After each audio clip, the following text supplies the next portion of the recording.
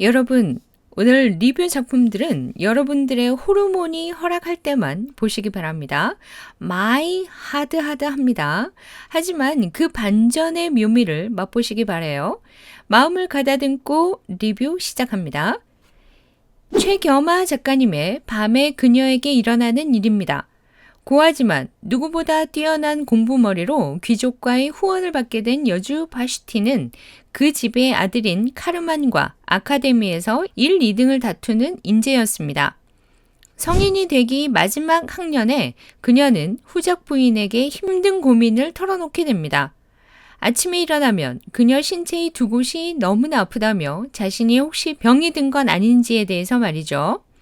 그 고민이 있고 나서 얼마 후 부인은 밤에 그녀의 방에 함께 있는 자신의 아들을 보게 되고 졸업식 날 아들이 찾지 못하는 곳으로 그녀를 감추어 버립니다. 2년 후 성인이 다 된 카르마는 그녀가 은신해 있는 오두막을 찾아오게 되고 부인의 병이 심각하다는 말을 하며 저택으로 그녀를 데려가는데요. 카르마는 그녀를 다시 만난 순간부터 수면제로 그녀를 잠재워 자신의 더러운 욕망을 채워나가요. 일반적인 사랑이 아닌 자신만의 사랑 방식이라면서요. 낮에는 한없이 레이디로 대해주며 젠틀한 남자의 모습을 보이고 밤만 되면 그녀를 재워놓고 온갖 더러운 짓을 해대는 이런 새끼는 뭐 한마디로 미친놈이죠. 그녀에게 청혼을 하며 혼전순결을 지켜준다면서도 도망을 간 그녀에게 안대를 씌워놓고 전혀 모르는 사람에게 당하고 있다고 생각하게 할 정도로 악랄한 새끼예요. 여기 카르마는 자신과 그녀를 반대하는 어머니도 서서히 목숨을 앗아가고요.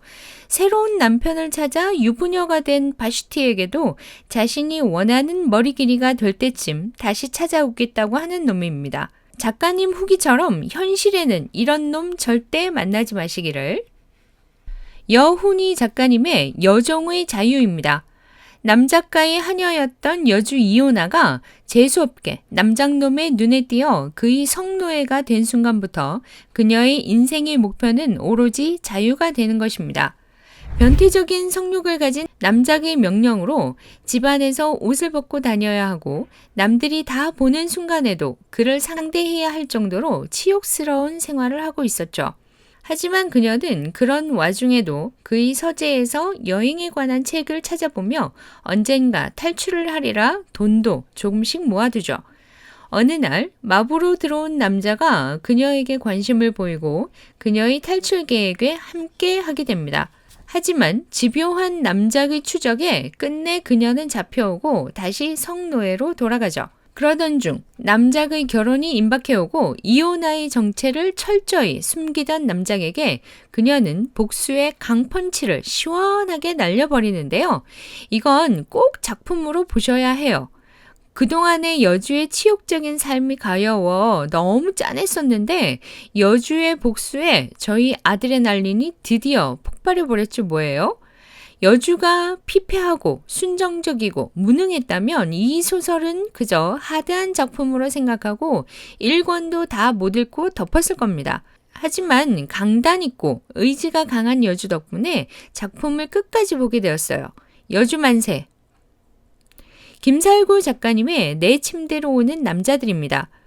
여주 연희수는 토요일 도예학원에서 만나는 연하 모델인 정지혁과 술을 한껏 들이키고는 첫 번째 섹파 관계를 가집니다.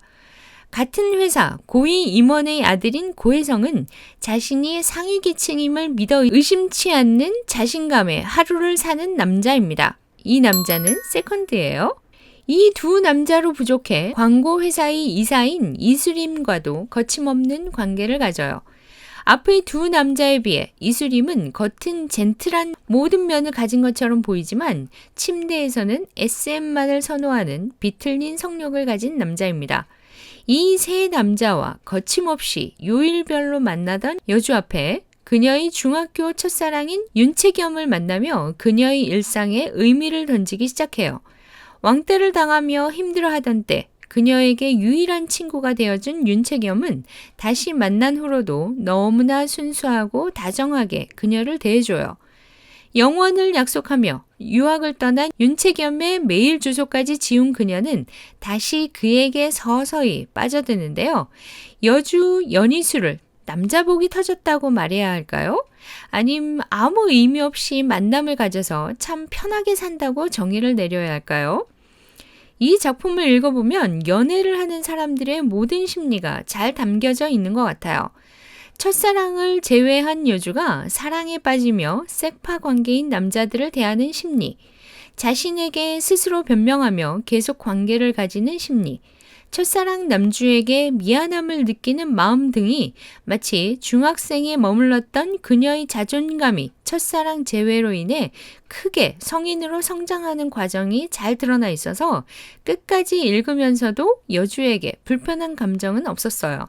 그런데 이게 웬일입니까? 마지막에 그녀를 차지하는 남자가 누굴지 계속 궁금해하면서 봤는데요. 헐, 이 남자, 와, 집착 끝판왕의 계량남일 줄은 상상도 못했어요. 이 작품도 끝까지 보셔야 의문증이 해소되실 겁니다. 이 세 작품의 공통점은 정말 하드합니다. 진짜로. 여주의 생존이 걱정될 정도로 심합니다. 다음날 여주가 죽지는 않을까 하며 항상 의심을 하며 보게 돼요. 그런데 그런 의구심을 상쇄시킬 정도로 강단 있는 여주를 보며 응원하며 봤습니다. 아마 여러분들도 그러지 않으실까 예상해 봅니다. 구독과 좋아요, 알람도 부탁드려요.